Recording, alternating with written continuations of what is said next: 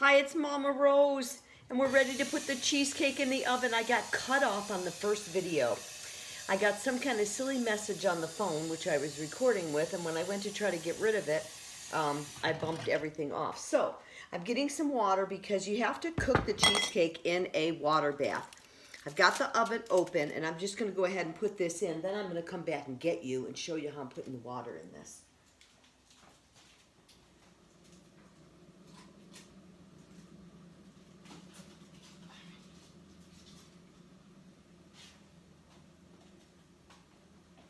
Oh, I wasn't going to leave you alone this long, but I did. Okay, here, I'm coming to get you, I promised. Okay, here, we're going over to the stove.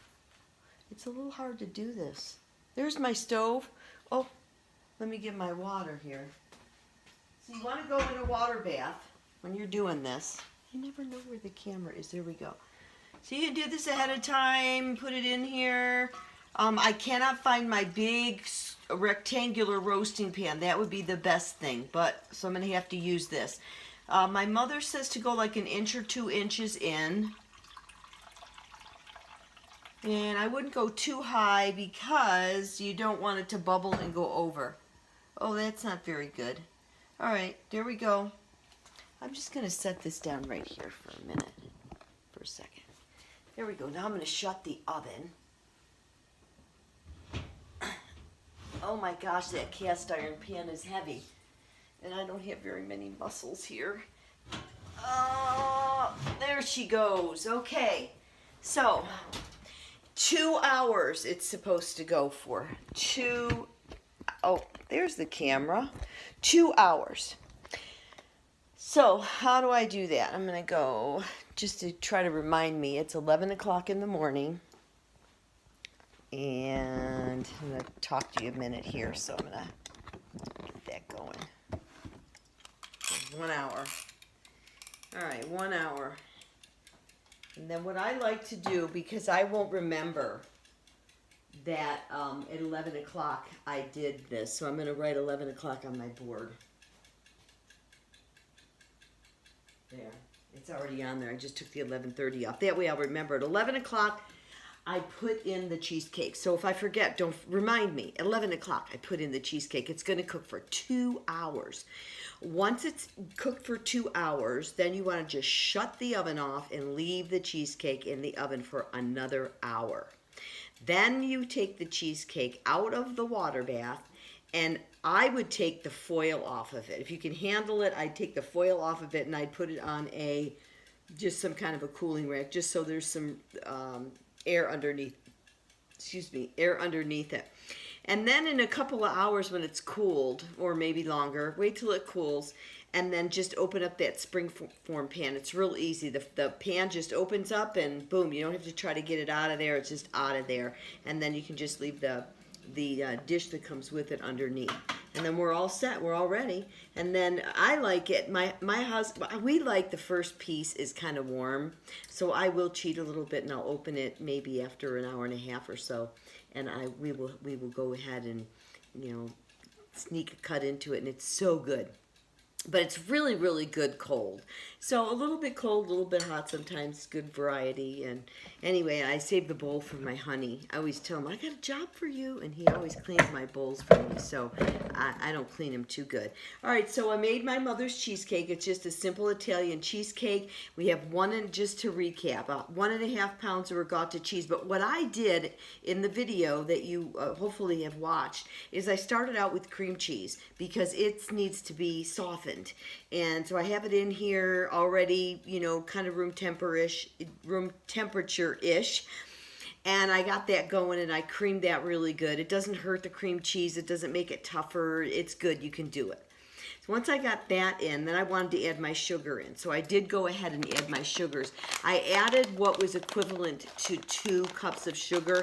In fact, to be honest with you later, which you didn't see, I went ahead and I dumped the batter back in the Bosch, and I think I put like another 1/4 cup of this in. I really like this. And I just played with the sweetness until I liked it. Just remember that, you don't want an Italian cheesecake too sweet, And Italian cheesecakes also do not have a crust. So the only crust that's going to form is whatever will form from the small amount of flour we put in it.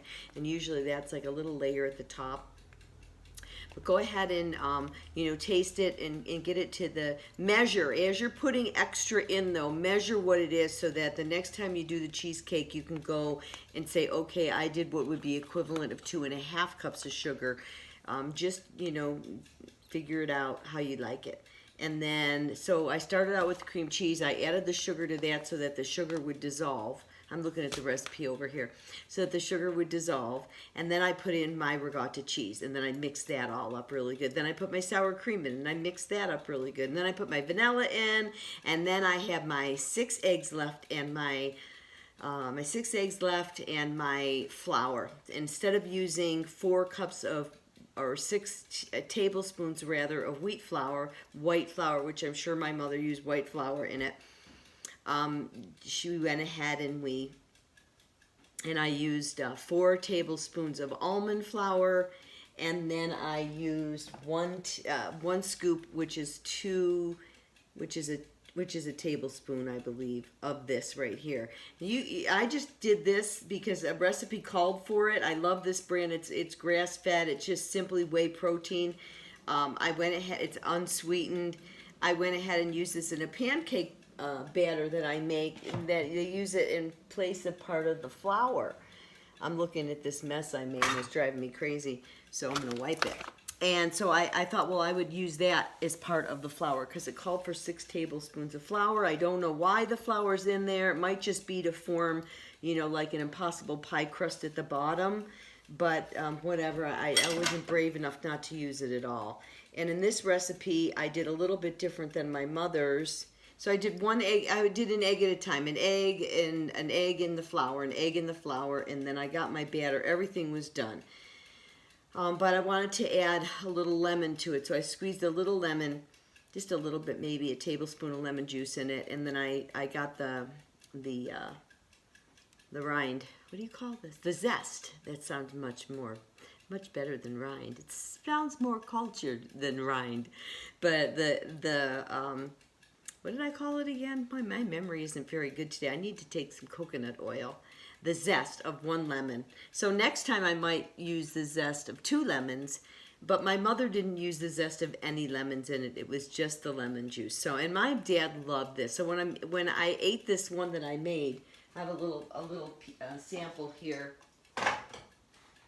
that I made yesterday, and it's almost gone. Isn't that nice? It's beautiful. But no lemon in it, and it's delicious. It tastes like my mother's cheesecake. For some reason I remember it being taller, but I don't know.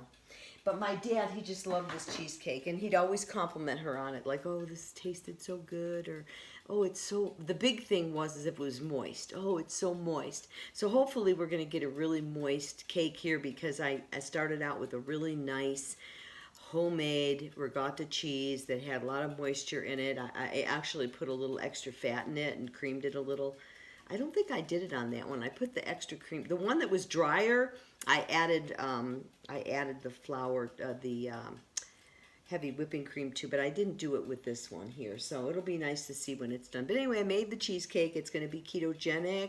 I figured out the macros in it. The carbohydrates is what I'm mostly looking into. My camera's a little crooked. Let me see if I can fix that. Otherwise, I could, yeah. Boy, I can't remember what I'm saying today. It's terrible. The macros, excuse me. So it's 84 calories for the whole, or carbohydrates for the whole cheesecake. So I figured if I broke it down into 16 slices, which are pretty good slices, I think when I did it, I kind of portioned them off. You can kind of, you probably can't see, but I'll do it like, get a knife and show you. Here's one slice, because it's kind of wonky, but there's another one. See, between that and that is a slice. So that's a good size slice. This is 1, 2, 3, 4, 5, 6, and it's I don't know if it's a quarter of the pie or not, but 6 and 6 is 12. I might even be able to get 24 out of it. Then I'd end up with maybe, what, 3.5 carbohydrates for each slice. It's really, really low. And the really cool thing about it is they're not just empty carbohydrates. There, you saw all the eggs, and my eggs that I get, I use duck eggs in this, and they are so nutritious. Because I'm ketogenic, I want more of the fat. They have a higher fat content, but eggs are like the perfect food. So I have the eggs in it, and they're ducks that run around. I mean, they have a part of the yard, and they're like really, they're eating the natural things that ducks eat. So I feel really good about the eggs that are in there. And then the ricotta cheese, I used whole milk that is organic, and so I got that going for it. All the good things that are in in the milk that I know us humans don't normally eat a lot of milk, but if you're gonna eat them, why not do it in cheesecake? Anyway, that, and then I'm excited about the cheesecake. Can you tell? So the cheesecake, and then we have the sour cream. We got the dairy, so there's benefits to dairy. There's a lot of calcium in the dairy, and there's things happening in the dairy, vitamin D and stuff like that. And anyway, so that's going on.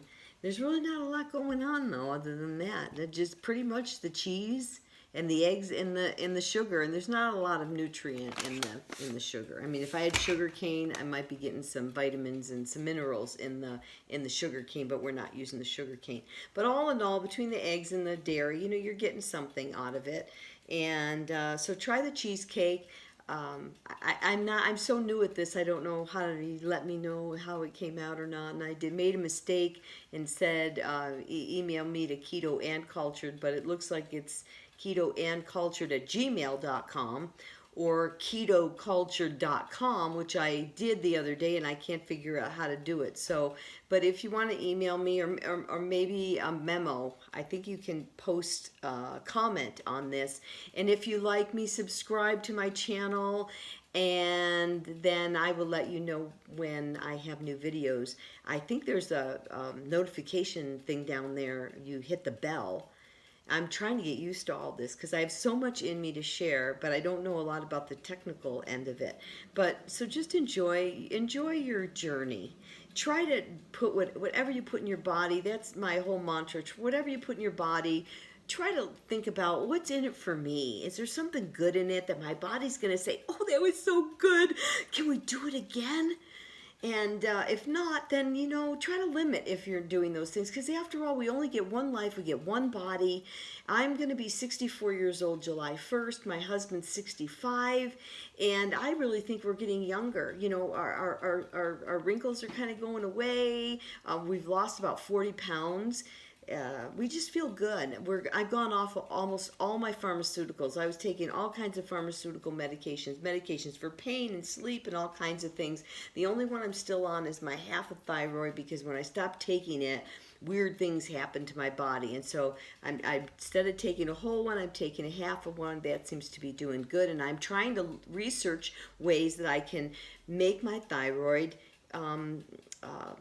just support my thyroid health, which is what you should do. If the doctor tells you got something wrong in an area, then try to find out more about that and more about natural ways that you can do it instead of just all automatically taking a pill. And before you know it, you're on 6 medications or 12 medications. And, all those have a way of influencing the body in a negative way, not only just in our body functions, but also in the toxicity that we keep putting toxins in our body. So is it any wonder that, most people in their 60s or 70s, they've got, second type 2 diabetes, they're taking statins to thin their blood, or statins to lower their cholesterol, they're taking medications to thin their blood so they don't have a stroke because their cholesterol was high, and they're taking blood pressure medicine and all that. And my husband was doing a lot of that too, and he started watching some YouTube videos and reading some things and educating himself, and he came to the conclusion that the risks involved in the pharmaceuticals are far greater than the risks involved if you're eating good. If you're just eating a sad diet, a standard American diet, then do whatever the allopathic medicine says, because that's You might live a couple years longer. You might be sicker while you're living, but go ahead, go for it. But if you want to really be healthy and you want to live a sustained life, a healthy life, if you want to live to be 80 or 90 or 100, but you want to do it and feel good while you're at that age, then start taking control of your health. And I should just be doing this in a regular video, and here I'm doing it on the end of a cheesecake video. Can you believe that? I'm doing that. Go ahead and look for one of my videos, just some little helpful hints and some encouragements that what you can do if you're young. You can stop this video right now if you've seen what you want to do. But if you're young, take care of your body. Do good things for it. Feed it good things. Stop feeding it sugar and carbohydrates and fast foods and chips, and do good, because when you get a little older, or when you meet somebody that's wonderful, you want to make sure that you take care of him or her. And then when you have kids, you want to make sure that they're getting all that they need. So, my kids have backslidden totally from the way I raised them as far as the way they're eating. But hopefully they get their fill of it, and they'll come back to it when their bodies start wearing out. Believe me, they'll come back to it. So anyway, you have a great day. And take care of your body. Do something good for your body today. You've got to eat, so why not figure out a way to make your food do something good for you? And take it easy. Go get a massage, Be good to yourselves. And don't forget to laugh. Laughter worketh like a medicine, the Bible says. And it really is true. It does work like a medicine. So give yourself some of that kind of medicine and put some good stuff in your food. And you have a wonderful day. And I'll see you in the next video. Bye.